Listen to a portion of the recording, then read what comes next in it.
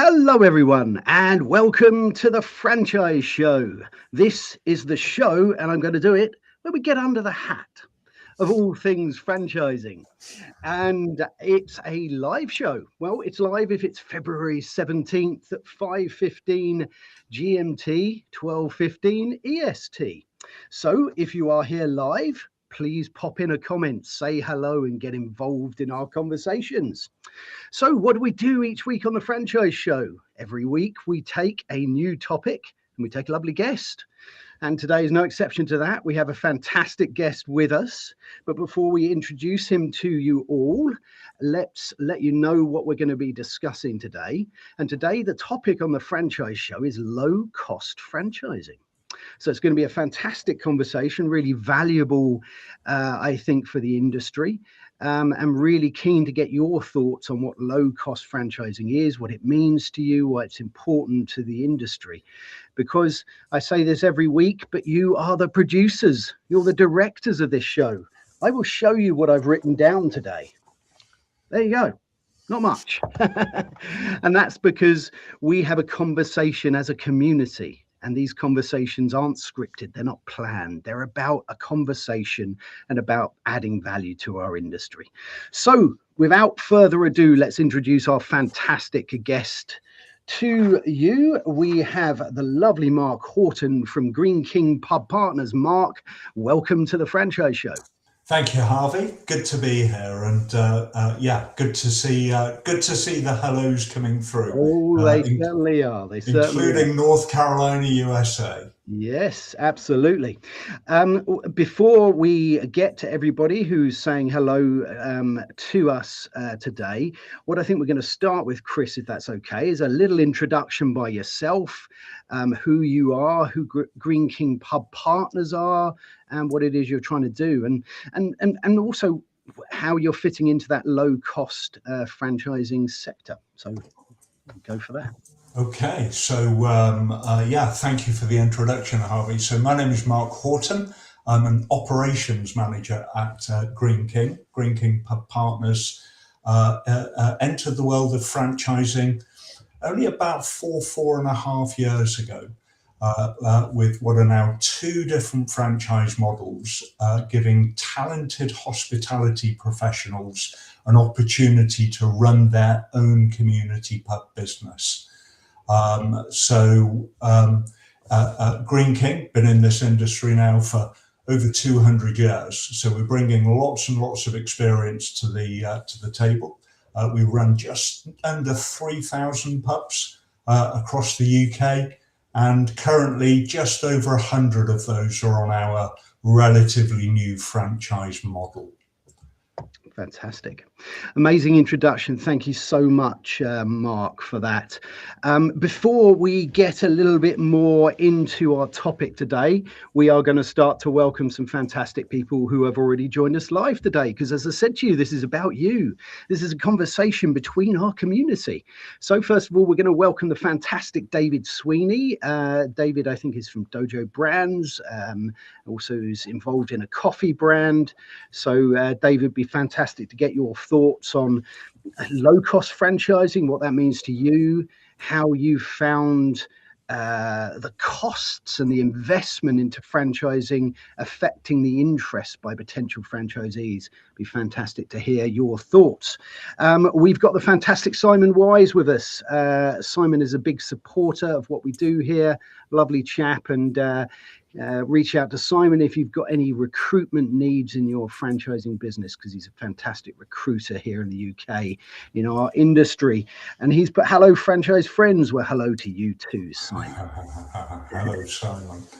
We have the lovely Leslie Flowers. Leslie has her own LinkedIn live show based on the book Think and Grow Rich, and it's a very fascinating show. I am a huge fan of Leslie and what she does. Check that out. It's on a Friday at 4 o'clock here in the UK. 3 o'clock actually. There you go. Shows it's live and unscripted. Leslie has put, great to be here from North Carolina, USA. Well, fantastic to have you with us. Now we have your lovely colleague and friend, Chris Thorogood. Chris has put, good evening. Chris is also from Greene King's Pub Partners. Yeah, great to have you with us, Chris. Let's have a little look. We've also got... we've got Mandy Brandon with us. Mandy's put, good morning, everyone. Happy to be here. Well, it's fantastic to have you with us. We have James Watts with us. James, welcome to the Franchise Show. And James has put, good evening, everyone. So we've got good mornings, we've got evenings. Yeah, we've got a right spread here today, Harvey. Absolutely. We have the fantastic Nick Pleven with us. Nick is also in the recruitment world here in the UK. So it's fantastic to have you with us. Nick, he's put, good afternoon, franchise friends from sunny Scotland. Wow. Well done, Nick. Sunshine in Scotland today. Absolutely. A little bit envious. Absolutely. Beautiful part of the world, of course. And fantastic to have you with us, Nick, as always. We've got a few more people who have joined us. Let's get to these hellos before we delve deep into the world of low-cost franchising today. We have the fantastic Lisa Feverick with us. Lisa helps women who are going through the menopause with dietary advice and all sorts of fantastic things. So please check out what she does. We have somebody new here, Kimberly Kelly. Kimberly, welcome to the Franchise Show. Please get involved in the conversation. Looking forward to it this evening. And we, lastly, let's have a look. We have Julie McLaughlin with us. Julie's put, hi, good evening. Julie is a fantastic franchise resource here in the UK and has worked with many top brands. So please, Julie, give us your thoughts on low-cost franchising. What does it mean to you? How important is it to potential investors? How much they're investing and what they're going to get as a potential return? Well, look, it's great to have everyone here. Get involved in this conversation. And while you are thinking of which way you're going to push this conversation, let's get into things today. So, Mark, let us know a little. Normally on this show, we don't really talk about costs and the money side of it. But today, we're going to, because this is what it's all about today. This is about low-cost franchising and what that means. And you're representing here an incredible brand, a brand that, like you say, has got 200 years of heritage, physical bricks and mortar buildings, right? My question, I mean, I know the answer to this because I know you well, but how on earth does a pub fall into this low-cost franchising, and what does that low-cost franchising mean to you? Yeah, a very good point, and I guess a question I'm regularly asked, Harvey, that pubs might be seen as very expensive beasts, and lots of money in the bricks and mortar, and then lots of money to kit out as well, of course. So what we're doing over in Greene King is we've recognised that it is one thing to own the fabulous pub and to kit it out and make it look beautiful, and also set that business up to be an environment for a community that people want to spend time in. But what money doesn't necessarily buy is talent. So we wanted to come to the market with an opportunity for talented individuals to come and run their own business with Greene King, come and run one of our fantastic pubs, but make it financially achievable for talented individuals. So you can actually get into Greene King franchising for an entry cost as low as £3,000. Amazing. Two different franchise models that we offer. First one at £3,000. The second one, though, is only actually £5,000. I'd say the logic behind all of this is about making making the business achievable for talented individuals. It isn't about Greene King making money from entry costs and selling the franchise. It is about us partnering with talented individuals running their own business, where we are both making money from the profits that are made as we run that operation in partnership. Yeah, I love that. I mean, first of all, I still, every time I hear how much that is to get yourself into a pub, it still amazes me that you fit into this low cost franchising. You know, it did when the first time I heard it, it still does. So I'm always keen to get this message out. I'm also a big advocate of trying to help people. Every Sunday I try and help people who've lost their job, right? Through no commercial gain. It's because we should be out there trying to be good and kind to each other. And what I love about this as well is, like you say, it's opening up the opportunity for talented individuals, but not putting a £500,000 capital investment in a fit out in their way, right? Yeah. Because there are people that are fortunate enough to be able to finance a £500,000 fit out and all of the other costs that come with perhaps traditional franchises. But sitting within that £3,000 to £5,000, you might get somebody that's unfortunately maybe been made redundant or has a little bit of savings set aside. And that sum of money, you know, it's within the realms of achievability for a lot of people, isn't it? Absolutely. You know, this might also, of course, be somebody's first venture into self-employment. Not, I hasten to add, not necessarily their first venture into the pub trade. We are looking to be working and partnering with talented and experienced individuals. But absolutely, to your point, it could well be somebody who has been an employee and for whatever reason has been made redundant, lost their job, or indeed somebody who is an employee, whether that be, dare I say, one of our own employees running a business for us in our managed house division, or working for one of our competitors that's now just looking to branch out and, what I call it, looking for their own train set, Harvey.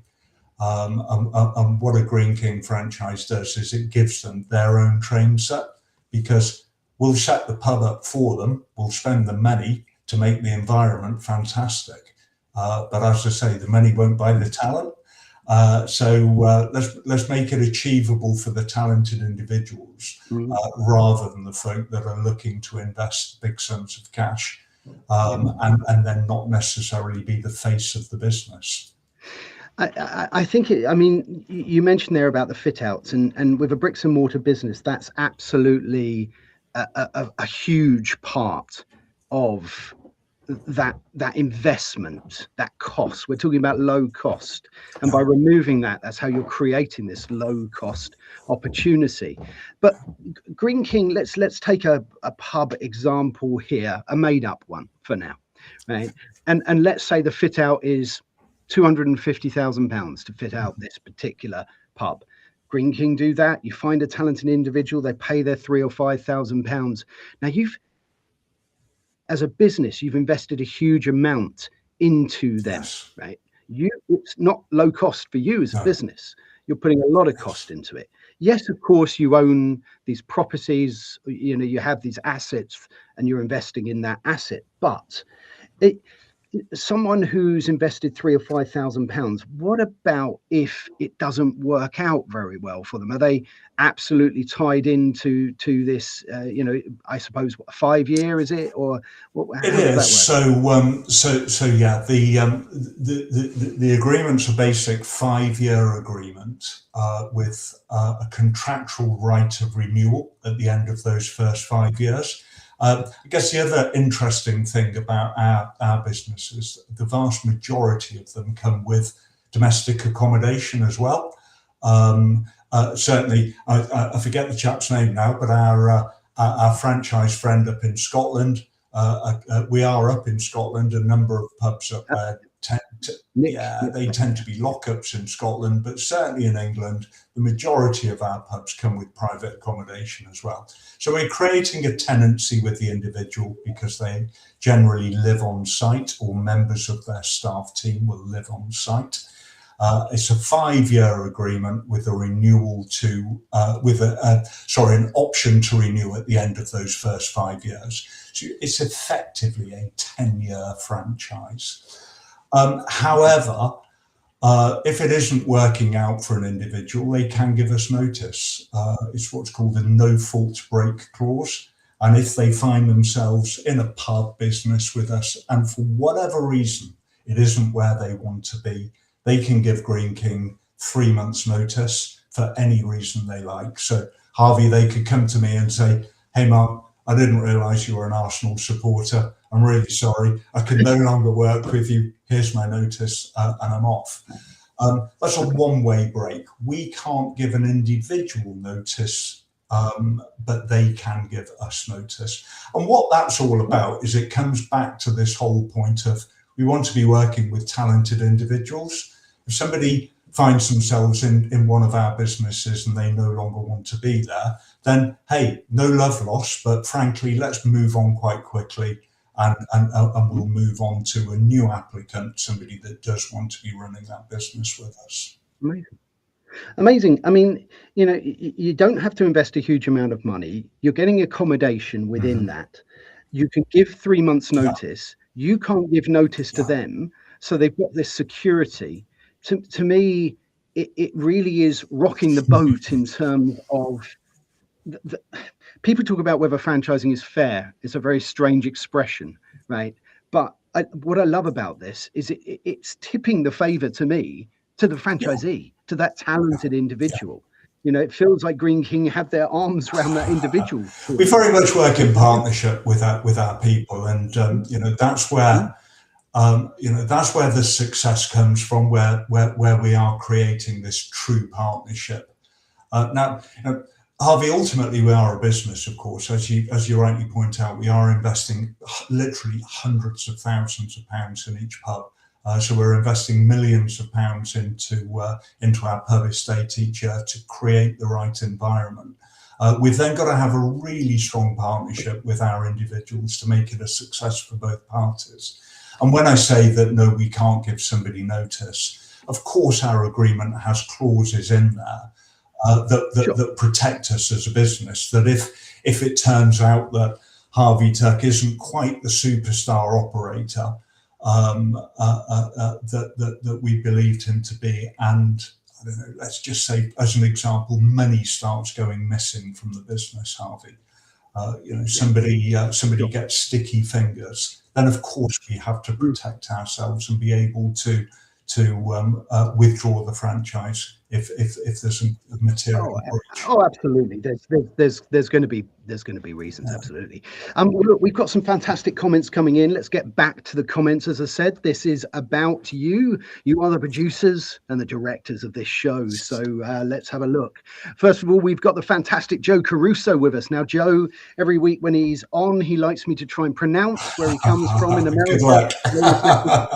He generally gives me a score on this, but anyway, here we go. He's put, good day, Harvey Tuck and Mark Horton from a foggy Havre de Grace, Maryland, at the top of the Chesapeake Bay, at the Susquehanna River, at the center of franchising in the US and around the world. Well, look, give me my score, Joe. I'm looking forward to how well I do. Joe is a fantastic resource if you are looking at taking your franchise to the US, or you're looking at brands that are coming from the US.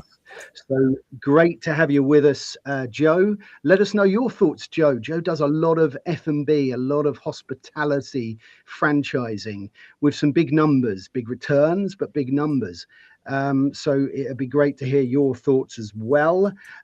Let's have a look. We've got the fantastic Penny Hopkinson with us. Penny has been a big supporter of what we've been doing on the franchise show for, well, I think years now.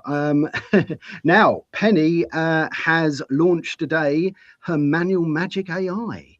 So I'm absolutely going to be promoting that. Please scan her QR code. And I always like to promote her book because I bought it a long time ago. Now, today, have I got it the right way round? Yes. No. No. There you go. But if you want to get your ops manuals the right way round, then you need to talk to Penny. Brilliant. Right. So Penny's put, hello, Harvey and franchise friends. Good to be here. Right. So let's get into it. We've got a few questions. We've got a question coming up from Simon, one from Julie, another one from Simon, and another one from Julie. So let's get into it. Let's take this first one from Simon. Simon's put, most franchise brands raise the investment bar to attract the best talent. You have turned this on its head. What success have you achieved? Yeah, this is a really interesting one, actually. Sometimes the idea or the ethos of saying, well, actually, you need to invest more, so we're going to get the right caliber of person because they're investing more. Because the investment level is so low for a hospitality business, I imagine you get a lot of interest, and therefore I'm not saying those people are not any good, but they might not be exactly right for the model and might not be right for the business. Do you find that? We do, and Harvey, we do have we have a very rigorous recruitment process that we go through because it does tend to attract a lot of interest because the numbers involved. But that doesn't necessarily mean to say not only are those people not right for us, but we might not be right for them either. So it's a pretty rigorous process. I mean, in terms of success that we've achieved, we started with this model just over 4 years ago. So October 2021, we opened the first pub on this model. Just last week, we opened pub number 104. And we'll be growing at the rate of around 35 pubs per year for the foreseeable future. But it does all come back to the individuals. It does all come back to the quality of the person in the first place. Of course. Not only have they got to be great people that have got the right level of experience to run the pub in the first place, they've also got to have the right mindset. This is self-employment. This is running their own business with the various pressures that come with that, and they've got to be in that right mindset. So we do say no to quite a few people. I can't give you the exact stats, but we have an awful lot more applicants than we have. Yeah, I think it's interesting. So a great point you've made here, Simon. When you lower the investment level, you do open the door, which is great, because you don't want that investment, as you rightly said, to be a barrier to fantastic people. But it just makes your job of making sure, and we talk a lot on this show about transparency and alignment and making sure that a potential franchisee, when they're investing, knows what they're investing in. It's right for them. They are right for that business, because that's what makes happy, successful franchisees. Great point. Great question, Simon. Let's have a look. We've got some great comments coming in from Joe, from Nick, and let's get to a next one here from Julie. Julie's put, what is the average capex? We spoke a little bit about that. I mean, the capex, the capital investment, that is, it's not the franchisee's responsibility there, but it's an interesting question, because it shows what you're putting in as a business into this, and it varies greatly in hospitality businesses, across this sector, doesn't it? Absolutely, it does. And Harvey, you mentioned sort of 5-10 minutes ago, when it's bricks and mortar. The starting point for us is we own the property in the first instance. So we own just under 3,000 pubs that we are converting a small number of those over to this model. So take it that we already own the building. It's then all about a fit out cost to turn it into one of our franchise businesses. For a Hive franchise, which is a £5,000 entry cost, That's a community pub with a food and drink offer. And we are investing on average 450 to 500,000 quid in the fit out of that. So that's all of the property side and the fixtures and fittings. I mean, an incredible investment for a franchisee. Yes, it's an investment into your own estate, into your own property, of course. But even so, put that aside, because it's still a franchisee that's coming in. You'll get many franchisees that are going to have to invest a capital into a property they are leasing, right? Many models work that way. That you're investing £300,000 into a building you absolutely don't own, right? And that investment, that fit out investment, unless you sold to another franchisee, if the landlord then just decided to take it back, the vast majority of that spend has just gone. You're not adding to something you've already got. I'm going to get to some other questions because we've got fantastic questions coming in, but I wanted to make one more point while we're on this, because what's really interesting, what I found when I was trying to match great franchisees with great locations and properties was it was very hard to get those two things aligned, right? At least with the fact that you've got an estate of 3,000 pubs. Okay, you can't choose from any of them, but what you can do is you can have a schedule of works. You know what pubs are coming up, so you can target your marketing to geographical areas because you know this pub's coming up at that time. Is that how it works? Do you know what's coming up? Yeah, pretty much. Because we have an expansion program, as I mentioned, of around about 35 pubs a year for the foreseeable future. The timeline between pub selection and pouring the first pint, typically that's about a 9-month process. So we are working quite well in advance. In fact, I've been on a meeting today where we had a bit of a look at what 2027 might look like for us. So yes, we do have to be working quite some way out. Now, what that does is it gives us quite a distant horizon in terms of the talent that we're looking for as well. We will know in our own minds where we need people. We already know where we need people for this year and what opportunities are coming up. We might not be advertising all of them right at the same time, but we will know internally where we're going to be expanding over the next sort of 12 to 18 months on a rolling program. Fantastic. Amazing. Look, we've got some great comments coming up from Simon, from Joe, from Nick. Let's quickly say hello to someone who's joined us here. It's Anun. Great to have you with us. Thanks for joining us. Let's have a look at one here from Simon. Simon's put, with such low onboarding costs, are you blurring lines between employee and franchisee? Look, this is a really interesting point. Right, it is an interesting point because franchising, I think, as an industry, right, those lines aren't exactly clear cut in some. Yes, you've got an agreement, you should know exactly what's happening. What do you make of this one? Do franchisees ever feel like they're buying an employment, or is it really they get made to feel like this is their own thing? Can they grow it? Can they make a profit? How does that work? So this is very much a franchise that is a self-employed model. Okay, so this isn't about being an employee. I think it is quite important to say that the two franchise names that I've dropped there, Hive and Nest, they're internal references. That isn't a brand that we're taking to the marketplace. So what the franchise is actually giving the individual is a framework to operate within rather than a heavy brand to deliver. So because it's a framework to operate within, their reward is all based on turnover and profit of that business. So the more money they're taking, the more money they are making.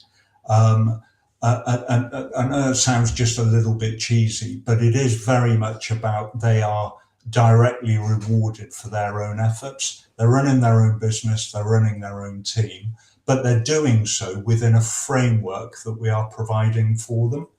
So No, we don't see it that it's blurring the lines between an employee and a Right. franchisee. It's a low cost model, yes.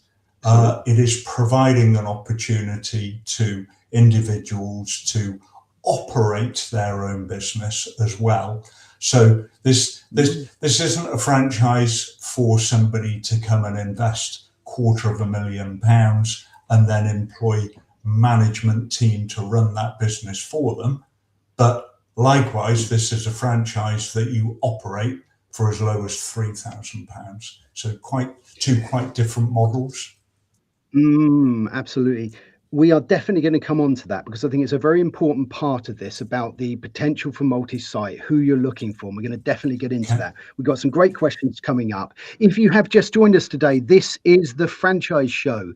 And today we are talking all about low-cost franchising with the wonderful Mark Horton from Greene King Pub Partners. It's been a fantastic conversation so far. If you are here live, please get involved in the conversation, pop up a question, and find out more about franchising for yourself, for someone you know. This is a value add conversation for a community, and we're hoping to add value with these conversations. So we are going to get to who you're looking for, exactly what you said there in a moment. We're going to have a little look at a few other comments before we get to that. Nick has come back. He's put, I haven't considered running a pub. Well, you never know, Nick. You never know. You never know what's on the horizon. Simon's come back with, I'm sure Nick's visited them all. I'm sure he has. Well, it's one step beyond that, isn't it? And then you can perhaps you can maybe run one. So let's have a look at what Julie's said here. Julia's put, if the pub has already been fitted out and there is no capex, what is the average monthly cost? Okay, I'm going to come back to the people multi-site. Let's have a little look at this one here. So we know that there's a £3,000 or a £5,000 investment, right? Now that's the investment into it. In terms of cost, you mentioned there that there's a potential property or an accommodation on offer, and there's a lease for that. So does that mean that a franchisee has a lease, pays Greene King for that lease? Do they have to pay for that accommodation? What do the monthly costs look like on this opportunity? Okay, so if there's private accommodation above the pub, then the cost of occupation, with the exception of council tax, so council tax falls on the occupier of the flat because it's a personal bill. There's no rent to pay for living in the flat, and there's no utility cost. That's all paid for by the business. So for a franchisee, they've got the cost of the council tax. They've got elements of business insurance. They're running a business here, so that firstly they're employers. That they need to have employers' liability insurance like any other employer. They're also running a business that's open to members of the public, of course, so they have to have liability insurance for third party. If the analogy I always use, Harvey, is that if the cleaner leaves the floor wet in the morning and a customer comes in and slips over and they're looking to sue, then they're suing the business owners. Sure. So they need to insure against that loss. Insure their own personal possessions if they're occupying the property, and then business interruption insurance as well is quite important, because the way the franchise model works is this is all about Greene King paying a fee to our franchisee for operating that business. And the fee that they get is made up of 5 different strands that are all linked to the turnover and profitability of that particular pub. So rather than it being a franchisee paying the franchisor a monthly fee, it's tipped on its head based on the turnover and profitability of the pub. Interesting. Great. Let's have a little look. We've got we've got some great comments coming up, so we're going to definitely get to some of these. Let's see what Joe's put here. Oh, this is on my pronunciation of where he lives. Oh, I've got an 8.9. Excellent. Good for you, Harvey. Is that one of your highest scores? Do you mind me asking? I think that is one of my highest. Little weak on halve. Okay, well, I'll work on that. And nice on Susquehanna. Well, there you go. A brilliant 8.9. I'd take it, Harvey, if I was you. Yeah, absolutely. What's this one here? Joe's come back with Nick Pleven, going to expect my pronunciation of, now I've got to pronounce it. Milgave, I don't know. Well, will result in cruel but fair criticism. Oh, this is why he's saying this, because Nick has come back to say, I'd love to hear Joe's rendition of, well, I'm going to let Joe say it when he's next on, because he'll be back on this. So we'll remember this, Nick. Nick, next time Joe's on, get him to pronounce this, because he'll probably do better than me. Right, let's have a look. We've got some great questions coming in here. One from Julie, and let's have a look at this one from Simon. Simon's put, let's have a look at this. With such low entry costs, are you prioritizing their ability to operate over their ability to scale? Right. This question has brought us nicely. Nice little segue to what we were going to talk about. You mentioned there that if you had somebody, let's say I spoke to somebody, for instance, in the US that had 5 brands and 120 locations, right, across these F&B brands. Yeah. And they're a complete operations team to run that. It's a huge business, right? Now, it seems to me you are looking for talented individuals to really become the heart of these communities. My experience with Greene King pubs is they're not heavily branded, this is Greene King pub. They are branded as the local community pub. That's how they feel. They've got, there's something similar about them all, but that's how they feel. So how do you approach that one in terms of sort of multi-site and people operating that way?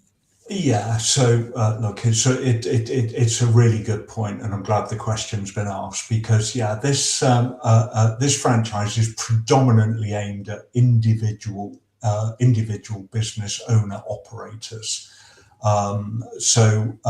It is set up to be a business that you live in and that you own and you operate along with a staff team. Sure. Now, that doesn't mean to say that you can't be multi-site, given some very, very specific criteria. But it isn't a franchise that's been put together with the idea of it being scaled numbers. One franchisee having 15, 20, 25 outlets with us. Yeah. But we do have a number of people that operate a couple of pubs with us. We've got one person that operates 3 with us, in a reasonably tight geography. So they've expanded slow but sure over a sort of 2 to 3 year period. We expand very cautiously, Harvey, because you mentioned it there, that these are pub businesses that sit at the heart of the community. And you're quite right. We don't shout about it being Greene King. We certainly don't shout about it being Hive or Nest. That isn't important to Joe Public. What's important is the name of the pub and the people that operate it. So if you're going out for a pint, it's all about going to the Dog and Duck and seeing Joe the franchisee. The fact that it's Greene King, I'm sure Harvey doesn't really care as a consumer. What you care about is the environment that you're going to and the welcome that you're going to get. 100%. And I think that's the same with any franchise business, even if the brand presence, the brand logo is much more visible. But when I've been into a Greene King pub, as much as it doesn't say Greene King everywhere, it has, and I don't want to say the word corporate, that's the wrong word, but it has a professionalism that you would associate with a multi-site brand, right? when you look at the menu, it doesn't feel like it's something that, that someone's cobbled together on Microsoft Word. It's got that professionalism without shouting at the brand, and it's quite subtle and quite clever. I like it. Let's have a look. We've got 1, 2, 3. We've got about 3 or 4 comments. We've got about 5 minutes left of this part of the show, so I think we're doing well on time today. So this is from Julie. Julie's put, this is a very interesting concept. So the franchisee is not responsible for the fit out. Are they responsible for maintaining equipment? Who pays for the replacement item if kitchen equipment fails? It's a great question, Julie, because when you look at the fit out of, let's say, a traditional model where the franchisee pays for that fit out, the franchisee then is also responsible for the maintenance and then replacement of capital equipment when they go wrong. How does it work here? So, yeah, as you say, Harvey, it is a great question. So, yeah, it's our fit out, it's our cost, it's therefore our equipment. So when it needs maintaining, we maintain it. If it breaks beyond repair, we replace it. Of course, there is the slightly softer side of what we expect of the franchisee when it comes to care, when it comes to cleaning, when it comes to looking after the equipment on a day-by-day basis. But when it needs regular maintenance, then that sits as a cost to the business or a cost to the P&L. Greene King organise and pay for that. Amazing. So while we're on the sort of subject of costs, and it's a great question, Julie, I love this one. When you're placing a food order as a franchisee, let's say you've got, and I can't remember whether it was Hive or Nest, Hive, wasn't it? With the food, yeah. Okay, so you've got a Hive pub, you've got a great food offer there. It comes time to place an order for some food. Now, obviously, as a franchisee, you're paying your staff, and that comes out of your own P&L. Is that the same with buying the food? Do they have to buy it at a certain place? How does that work? Yeah, no. So the food and drink and all of the consumable items come from central supply. So I guess, Harvey, it might be the right time to explain the financial model through and how it works. So with a Hive franchise, I mentioned that there are 5 income streams to the franchisee, which are largely based on the turnover and profit. So it starts with us paying a basic fixed fee on a weekly basis of £20,000 a year. It's a fixed fee, irrespective of the level of trade or profit that pub business is making. So that's opening the doors. We then, on top of that, pay a percentage of the turnover of the food and drink. So quite simply, as more money is being taken, we're paying that as a fixed percentage. So we're paying a higher fee on a weekly basis. Yeah. So taking more money, we're paying a larger fee to the franchisee.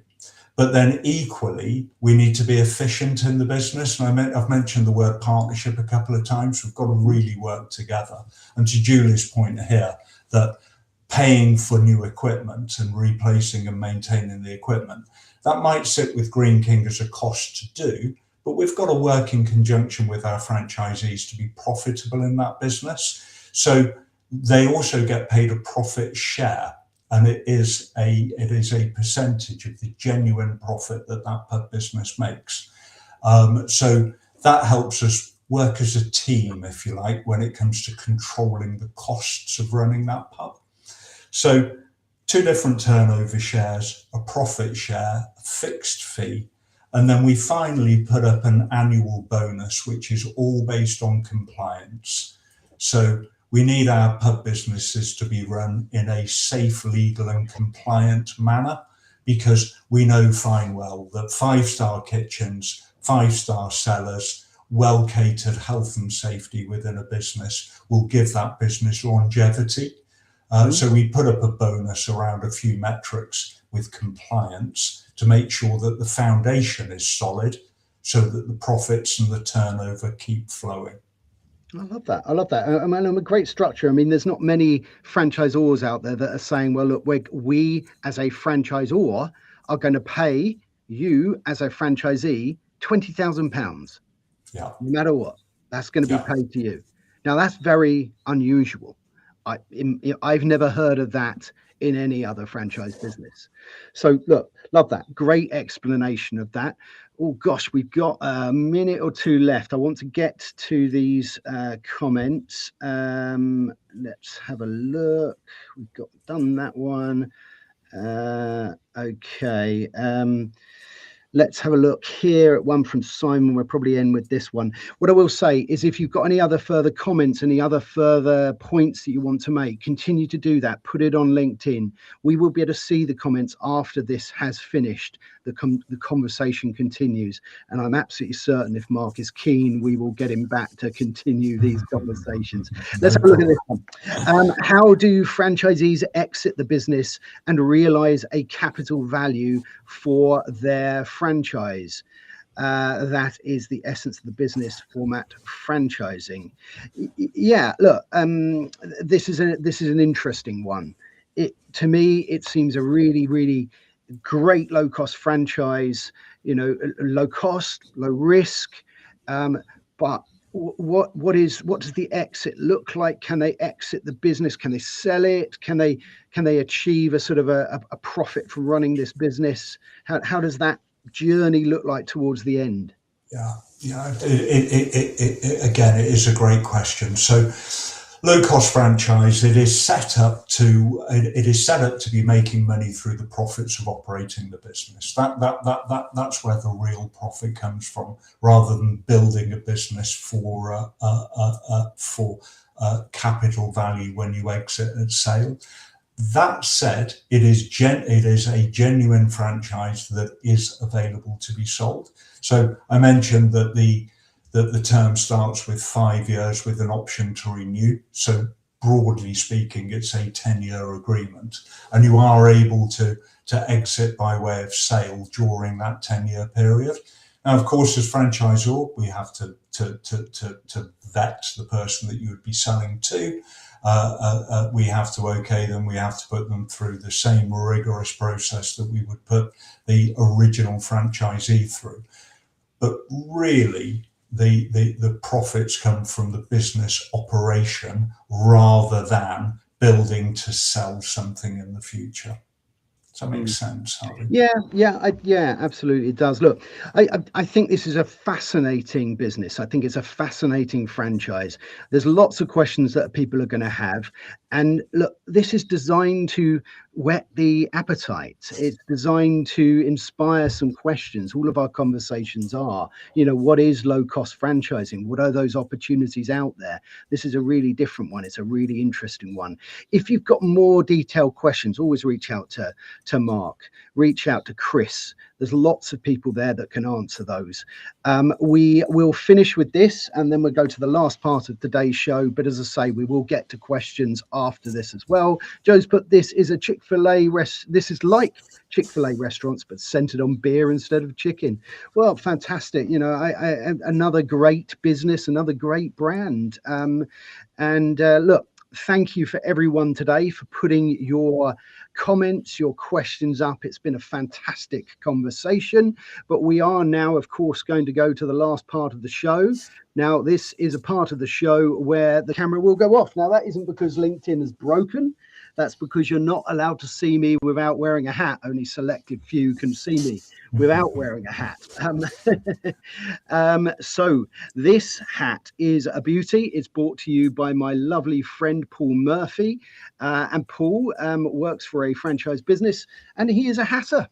It's brought to you by PJ Murphy & Son, bespoke British hatters. So if you'd like a hat like this, reach out to lovely Paul. Now, this is also the part of the show where we stop talking about franchising and low-cost franchising for a little bit, and we find out a little bit about Mark, and Mark gets his chance to get his own back on me. He can ask me any question he likes, but before we do that, what question shall I ask you, Mark? Well, look, you're in a pub business. I've got to ask you this one. What's your favourite drink, Mark? Oh, favourite drink. Yeah. Look, It is beer. It has to be beer. Excellent. Yeah, what I started on second to black coffee, but I wouldn't call that my favourite. But yeah, certainly. I like that answer as well. Yeah, certainly I am a beer man, and yeah, there's always a little choice of some of our beers in my fridge down in the kitchen. Excellent. You're in the right job, Mark. Yes, indeed. Okay, fantastic. Well, look, I did promise you can ask me any question you like. So you can. You've answered these questions beautifully. And now it's your chance to get your own back on me. A chance to get my own back on you. Well, Harvey, what am I going to ask you? There's 101 different things. But interestingly, that we've got this question up here from Joe. Chick-fil-A restaurant isn't one that I know, but you obviously do. So I guess my question to you, Harvey, is over all of your years, what's been the best franchise business that you've come across, and why? That's a great question. It's a great question. I mean, look, I think this is a fascinating business that we've got here. It's the reason you're on and we're talking about this. But I like innovation in franchising. I like new ways of thinking about it. You know, and look, I'm going to compare this a little bit to coffee machines. I'm sorry, it's my industry. But you've got traditional coffee machines and you've got automatic bean to cup ones, right? And they both kind of head towards each other, both borrowing little features from one another. And you find something that's right for you somewhere along those lines. And it's the same for franchising. You get franchises at one end and the other end of a scale in terms of investment costs, in terms of potential return, in terms of effort and work and time you have to put into the business. So I love all sorts of different franchises.